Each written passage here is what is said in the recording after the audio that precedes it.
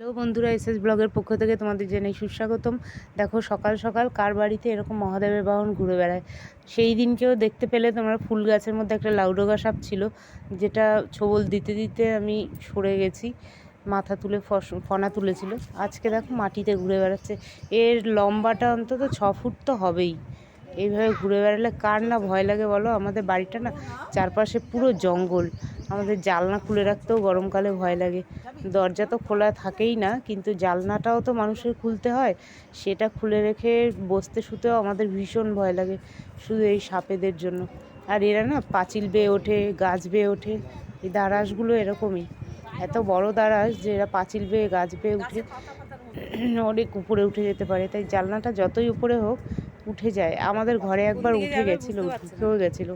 সেই জন্যই তোমাদেরকে বলছি, দেখো আমরা গরম আসলে আমাদের কীরকম ভয়ে থাকতে হয়। যত গরম